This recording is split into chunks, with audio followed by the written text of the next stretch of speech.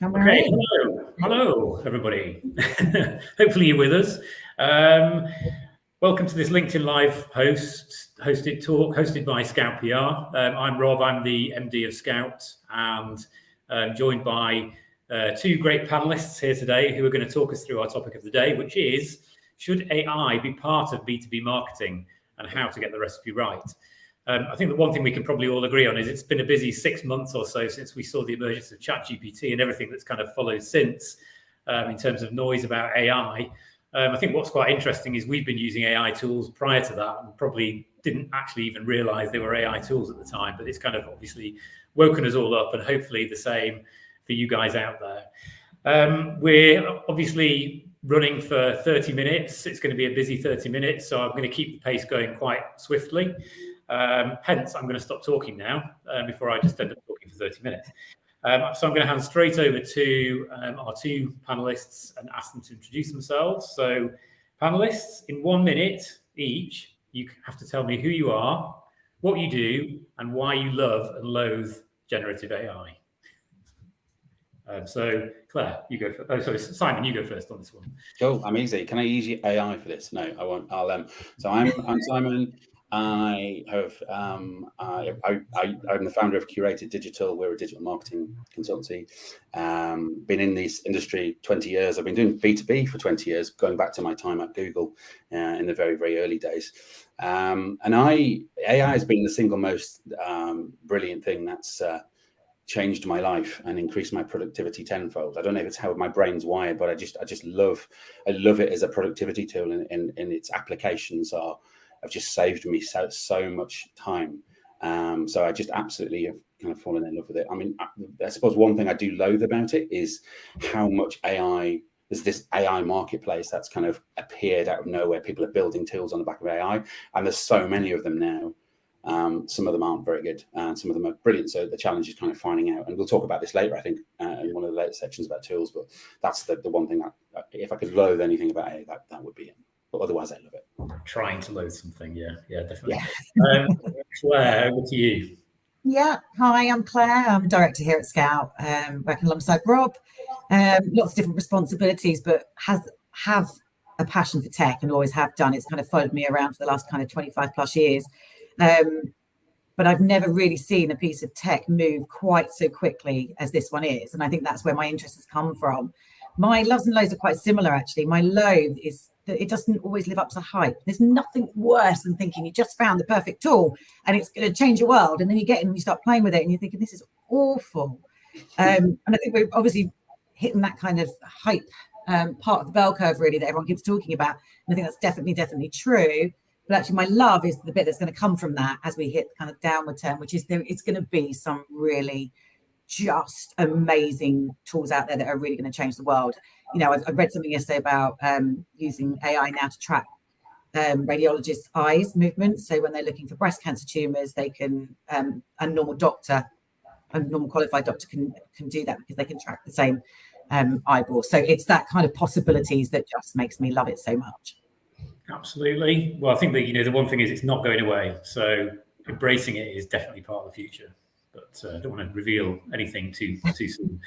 Okay, let's crack on. So we want to talk a little bit now about sort of impact and application of AI in B2B marketing. So if you guys can kind of give us your thoughts on that, really, what impact do you think it's actually having, and what are its potential applications? So Claire, if you can lead on this one. Yeah, of course. I mean, for me, there's lots of reasons to be using AI, and I think some of them are really, really obvious and evident, but some of them sit behind the scenes a little bit more, and it's about, and I'm sure Simon's going to agree with me on this one, it's about applying the human factor to it. So, in terms of application research, I mean, when ChatGPT came out, for example, back in November, it really quickly became a better search engine than Google. So, the way that you can interact with it, it makes it brilliant for just research alone. It's not always accurate, and there's certain things you've got to look out for, of course, but I love it for research. I love it for inspiration. There's so many tools out there that can just help really inspire you. If you're a bit stuck, writer's block, or even, image block, or whatever the equivalent is, there's some really great tools out there to kind of get you over it. And I think with virtual working as well, it's even more important. You're often on your own and you're isolated. If you, like me, thrive off a team environment, it's quite hard when you're alone to come up with the same kind of creative ideas. And I think AI is really, really helpful for that. Content creation, there's lots of chat about what that is going to look like and how it's going to work, but evidently it's not going away, and we do need to look at the use of that. I also love it for monitoring. I think as B2B marketers, one of the challenges we always face is measurement. How we measure, how we show the business that we're delivering ROI. And I think AI has got some really smart tools out there that make measurement and monitoring a little bit easier. And then, of course, there's the efficiency side, which goes without saying, it can make you quicker, make you faster. But I think if there's one thing I probably would say to everybody, it's, for me, AI is not making you quicker or faster or more efficient. It's about making you better. And I think AI, if you use it in the right way, will really allow us to be better marketers as a result. Very good. Excellent. Simon, what do you think about that? Yeah, I mean, I echo a lot of those thoughts. I mean, I like that comment you made around isolation. I hadn't really thought about that, because I love being in the office and around that environment, like sharing ideas with people. But I suppose if you are on your own at home and you are like stuck for a creative idea, then it is a kind of ChatGPT can get you started. I think that's the thing I love about it the most. I think people's brains are sort of wired in different ways, because I've had this conversation with a lot of my team, and a lot of them love creating stuff from scratch, whereas I find that incredibly difficult. And if somebody can give me a bit of a leg up or a bit of a starting point, then that's just so valuable. So I found it great as a productivity tool, getting me to a certain point. I think a lot of the criticism about AI, you mentioned content. I don't think it's up to scratch. Who's to say it will never be up to scratch, usually with advances in AI and everything else? But I don't think you can ask AI to write a bit of content for you and it'd be the finished article. I just don't. Even I've done prompts which are so long and asked it to analyze and given it everything I possibly could to train it to write a piece of content in a certain way, and it still doesn't hit the mark. So I still don't think. Well, I don't know. Let's just say I can't predict the future, right? But I think that good copy will always be good copy, and it will always need that human element. And not in, so like within PR, you're in PR, so like same with me with written content for SEO and everything else. I think it could give you a really good start. But one of the things we found it useful for is writing briefs for content. Fantastic for doing that, and then the brief can actually go to a human being to write it from the actual AI generated brief. But yeah, so mostly for me, it's as a productivity tool. I found it fantastic for gathering and analyzing data. I found it fantastic for giving me ideas as a starting point for a strategy for client. I've got a B2B business that is selling this particular product. Give me some examples, and it will give you. And I've challenged it. Like sometimes it'll give you like 7 examples. So I've been mean to it and give me 100 examples, and it's kind of come back and it started to repeat itself. But then there's a bit of work you can actually do to kind of filter that down, and you spend a bit of time with the data and then distilling it down to the kind of the 20 or so that you want to use. I found that really useful. That saves me. I don't know. I don't even know how to measure the time that would save me as a sort of starting point. So sorry, I'm rambling, but that I think my perspective on its potential applications is how much time it can save to get started on something, rather than it being the end deliverable. I've yet to find a use for AI to deliver something that's perfect, for example. I think the most I've ever got it to is about 80%, and then I've had to go in and edit it in my style. So, but yeah, as a productivity tool, I think it's potential. I estimate between about 40 and 60% of the tasks that we do in our business can be used. AI can improve that. I think it's a crucial point. Without, it's still going to need that human element, whether that's just the prompt writer and being able to write those prompts, in the best way, or the refiner, because it's not delivering content and it's not delivering images, etc. that you could use straight off the bat. Definitely. Sorry, Rob. No, it's fine. No worries. I think this takes us nicely on to the next point, which is the inevitable. What are the challenges and considerations? Because the floodgates have kind of just opened. We're all working agency side. Obviously, there's people on this call, but I think both kind of agency side and in-house. So it's worth kind of thinking about, what both sides are thinking about. But for you guys, what are the main challenges in terms of effective adoption? in that regard. Is that me? Yeah, sorry. Sorry, yeah. So I think, I mean, I've worked in SEO for 20 years, and we've been faced with crap SEO content all of that time, and Google's worked pretty hard at saying, no, you can't write that stuff anymore. Whereas ChatGPT and some of those AI tools have the potential to churn out a lot of that crap as well. So quite interesting to see how that might pan out. We've actually seen one of our competitor for one of the B2B brands that we work with. They've suddenly started surging up the rankings because they've started producing tons and tons of content about their its software product. And we've looked at the content, it's all AI generated. It's clear to see. AI has these little things. It's a bit like a scam email. Sometimes if you don't train it, it does the Americanized spelling, so there's Z's everywhere. There's a full stop at the end of a bullet point. These things that bother me, tiny things, but you can just tell that it's written by AI. So no, whether it's their business has decided to go down that route for whatever reason, but then we've started to see that site kind of drop off again. So whether Google's actually already started to sort of pick up on those things. But I don't know. I mean, I don't know if you have the same thing in PR. I mean, I couldn't write a press release in AI. I don't think, could you really? It's like no, it's not at that point yet. It's quite an interesting point. So OpenAI had released a tool that would allow you to spot if something had been written by AI. So, and I was thinking, well, this is the first step for something like Google to build that into the algorithm to say, right, well, we're not going to, it's got to be good content and useful content. So now if we can spot what's coming out as AI, then we can reject it. Then that would stop them, the market from doing that. But I read yesterday that they've withdrawn it because it wasn't accurate. So it was only spotting something like 25% or 25% accuracy rate. So they withdrew it I don't know, last week maybe. But do you think that that will happen, Simon? I don't know. I think we have to be able to draw a line between the two, so what is genuine.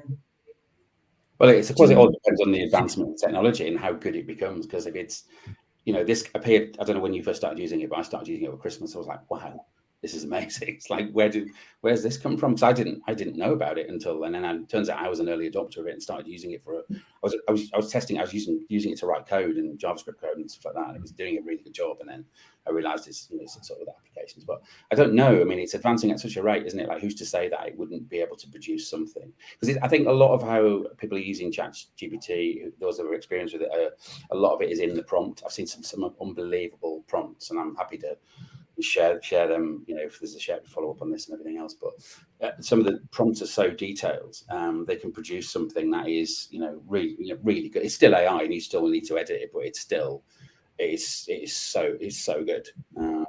So it really depends on how quickly it advances and kind of how websites LinkedIn's clamping down on people posting certain types of content as well. And as I've seen a lot of AI content on LinkedIn as well, so we're picking up that on the algorithm as well. But it's going back to the, I guess in terms of the question, in terms of the challenges, the considerations, specifically with B2B, I think we'll probably get onto it a little bit more in the next question, what's coming. But it's just, I guess, being able to kind of figure out how to use it in the right way to get the thing that you want, if that makes sense. And to do that, I think it requires a little bit of, if I can be colloquial, just playing around with the product and playing around with some of the tools and testing it and giving it different prompts and figuring out whether it can give you be that time-saving device that it could be. Really. Yeah, I completely agree. I think all my knowledge and experience has come from just opening up a tool and having to play, and then giving it 20 minutes because that's all I've got, to whether I'm going to love it or loathe it, kind of thing. And it's certainly, some tools are obviously much, much better than others. But I do it will get there. It will get to a point where it can do, or we'll start defining what is good enough in a different way. I think maybe we will either not lower our standards, but perhaps look at it a little bit differently. Yeah. In terms of kind of challenges, I think the big one for me came quite early, which was how were people that work for us using it, and what were they doing with it, and was that right? And I don't know if right is the right word, but does that fit within our service offerings? So I think the biggest challenge at the moment, or one of the biggest things I'd say to people, is I think you need to sit down and really set a policy. And I know it sounds really intuitive because AI moves so quick, but actually sitting down, setting out your stall almost to say, okay, this is how we use it. This is where it makes us better. This is not where it makes us better. It makes us weaker, but this is where it maybe is driving efficiencies. So that was something we did. We had been thinking about, but did a little bit more recently. So we've got a policy now both for employees and for clients, because actually, I think, there's a lot of discussion around the ethical nature of AI, but also how it's going to impact us as humans. And I think one of the ways to help that, minimize that impact, is really just to be incredibly transparent and very open about how it's being used. So we very much have treated our policy as a bit more of a kind of, it's not a policy in terms of that you would recognize, in our health and safety policy, but it's very much about a statement of intent. This is where we use it. This is why. Would you make that visible to your clients as well, just to go for full transparency? That's a really good idea. Yeah, absolutely. And we had a discussion in the office about, if something has been, and obviously at this point, Simon, there's no way we're producing content that would be 100% AI generated, because it's not good enough.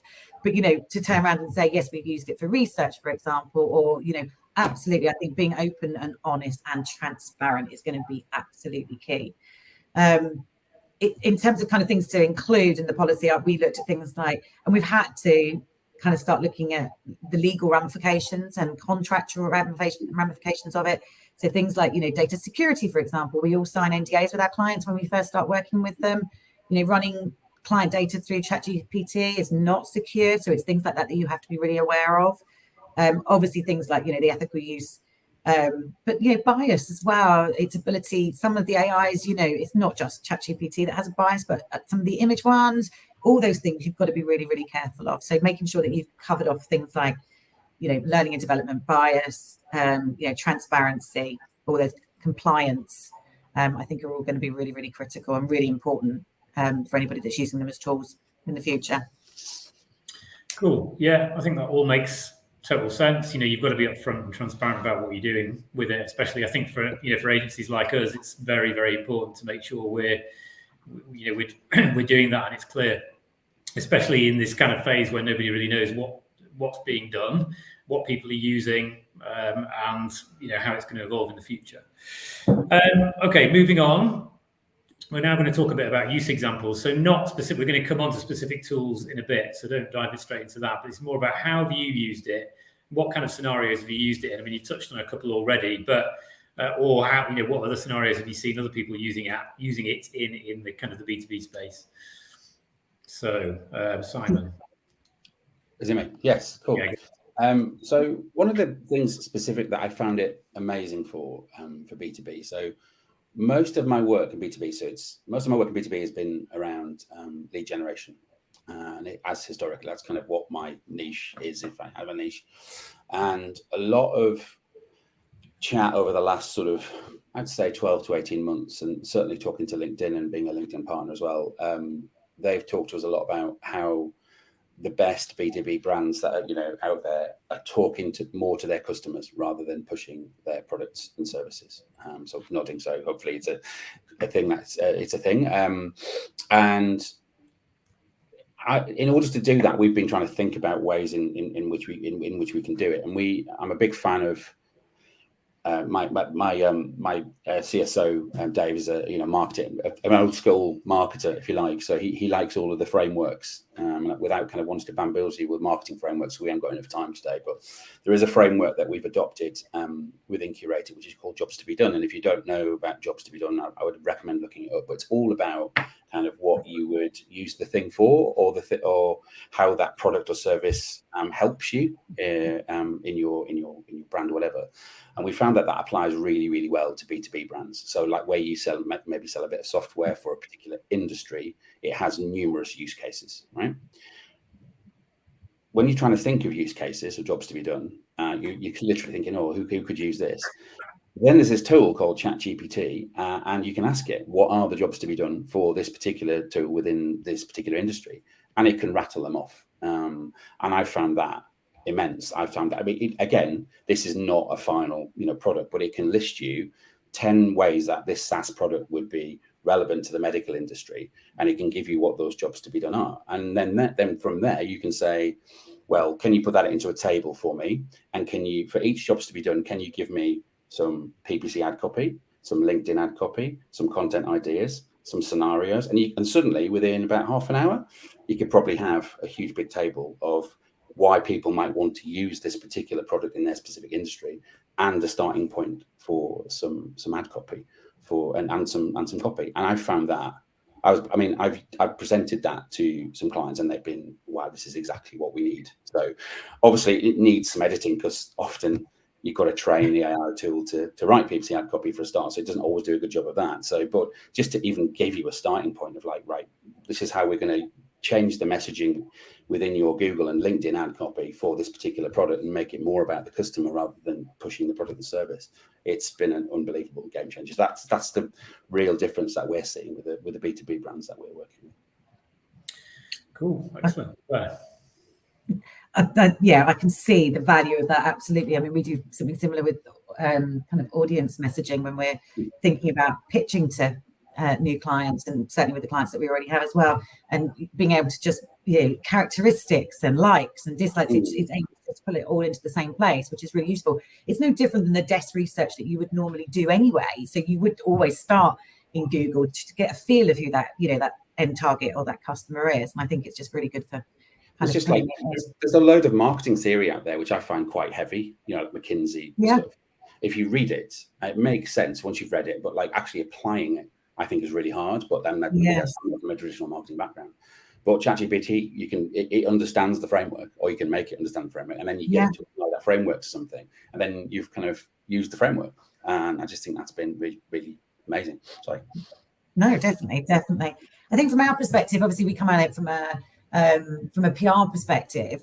We were already using AI without realizing, I think, to a certain extent, as Rob was alluding to earlier. So we have a monitoring tool that we use for, to analyze press coverage, and that's been, really great for us. It's learning the whole time, which is great. So we've helped train it to a certain extent by the way that we use it, and it just means that we can crunch data much more quickly, much more effectively. It still needs us to analyze what those data points mean at the end of it, but it does mean that we can quickly pull all the stats together into a report and then spend more time actually working out what on earth that means. So that's called signal.ai. We're obviously, as I've talked about, using ChatGPT for inspiration, research, but also for simplifying some really complex topics. Our job really, is to simplify complex topics in a way that the audience can understand. And I think it's been really, really helpful taking, especially for some of the more junior members of staff who may be new to a topic or an industry or a sector. And I think it's great for their learning and getting them kind of up to speed quickly.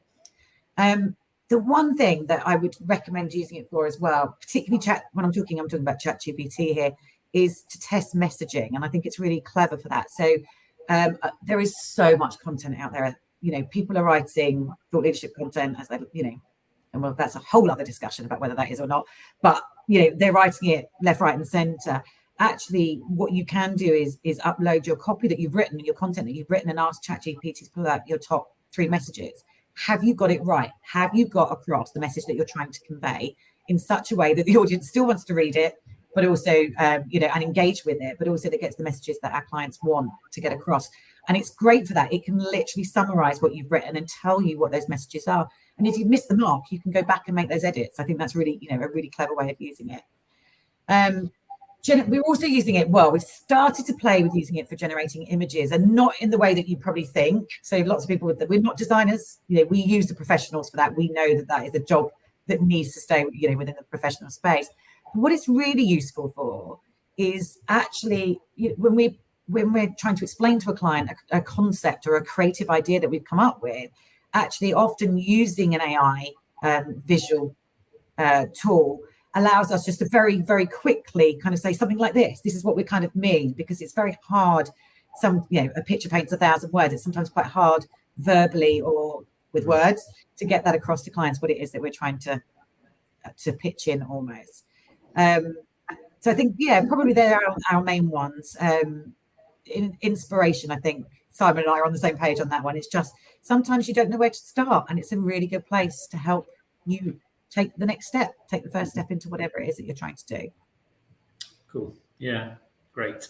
Okay, which takes us straight on to recommended tools. So what's in your toolkit, What are you using? What have you tried? Like, so I'm subscribed to quite a few AI newsletters. So and there's about 3 or 4 of them that are quite good that I'd advise people subscribe to, because what they do, they talk about news within AI, which I find probably less interesting than the second part of them, which is talking about tools and applications and use cases. So there's a couple that I recommend. One is called Superhuman. If you just look it up, Superhuman AI. Another one is called The Rundown AI. Simon recommended that to me, and I find that one really, really useful because it's just straight to the point. Here's your news, and here's your top 5 tools today. Yeah, exactly. Yeah, it's very straightforward. There's another one called Prompts Daily, which is really good for new prompts and new ideas, that sort of stuff. But this is where, like, I basically subscribe to all of them, and I get daily emails. I've got to the point now where I've stopped reading them and I've started filing them away because they've started to become a bit more repetitive. And I get enough emails. But this is where I've got most of the tools from, and from that, I've literally evaluated pretty much every tool that they've sent, and I've curated a list. So if anyone wants me to share that afterwards, connect with me on LinkedIn, I can share it with you. But it's basically a kind of a validated list, if you like, with no crap in it. So there's some rubbish tools out there as well. There's some brilliant ones. The one I use the most, and I think you use it as well, Claire, is Copy, which I find fabulous. It doesn't use ChatGPT. It's got its own engine, but it can write email sequences. It can write product copy. It's just very, very good. And you can change the tonality in there. It's just, I think is it hoppycopy.co. And yeah, you can change the tonality. You can make it more persuasive. You can make it more funny. I don't know. It's just a really, really nice tool. I found it really good for creating email content and email content headlines, as well as written content, product copy. There's a tool I really like. Oh, sorry, go on. I was going to say, I haven't played with it as much, and literally I have just played with it rather than actually used it. But what I did like was exactly that. There is a set list of tones. Yeah. And you can just move from one to the other and change it very, very quickly. There's one way you can make it more aggressive, which I quite liked. Yes, it's like really. So I went down the witty route, obviously, because I was like, I want to be funnier, so let's just be funny. Yeah. But I thought that was interesting because ChatGPT would never give you that. You can ask it to be witty. It's its version of it, whereas this, I think, is just much more curated in the sense that it speaks a much more marketing language. There's one other that I really like, and I would shop for time. The other one is Plus AI, which is it'll generate a PowerPoint template from prompt, and it's an amazing. It gives you a very good starting point. It's nowhere near the finished article, but it will give you your outline. Basically, it's called Plus AI. Brilliant. That's great. I'm actually gonna cut in there. Sorry, Claire. I know it happens all the time, doesn't it?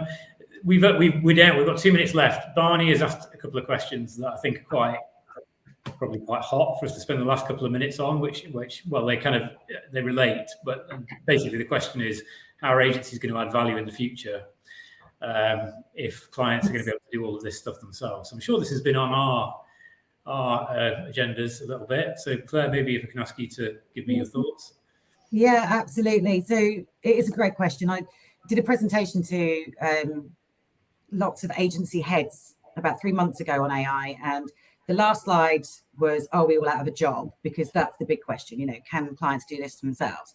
And the point is, they can't at the moment. That's why, it's the same reason that you hire your agency is going to remain the same reason you hire your agency, because our expertise comes from the doing. And whilst the tools can, maybe write copy for you, it still needs that human element. It still needs value, strategic thinking, all of that stuff will still exist with the good agencies, obviously. Yeah. Yes. But one of the things I did say as well was that when I started in PR 20 plus years ago, it was 1995 or 6. Take that, I just split up. I think John Major was the Prime Minister or something, I can't remember who it was. There was lots of life affirming things happening. One of those was the advent of the internet. And I remember exactly the same discussions happening about, oh my God, are we all out of a job because of this thing called the internet? And actually what happened was we all got a little bit terrified, and then we started using it and started thinking, wow, this is amazing. In my old days, I was sending out a press release to 60 journalists by hand over a fax machine. What it didn't do was take that job away. What it did was make it more efficient. And that's what I was saying right at the beginning. What it would do is make us better, not just quicker. Well, we can spend more time focused on the good, creative, strategic stuff and use ChatGPT for the grunt work, right? Absolutely. Yeah. Brilliant. Perfect timing. I think we're probably going to get cut off any minute. So thanks for attending, everyone, if we're still going. And if you've got any further follow-up questions at all that you want to put to us, please do get in touch. You can follow us. You can follow Skout, obviously on LinkedIn. You can get in touch with me or Claire or Simon individually, whichever way you want. But thanks for listening, and we hope to see you again. Bye. Thanks, guys. Bye. Bye.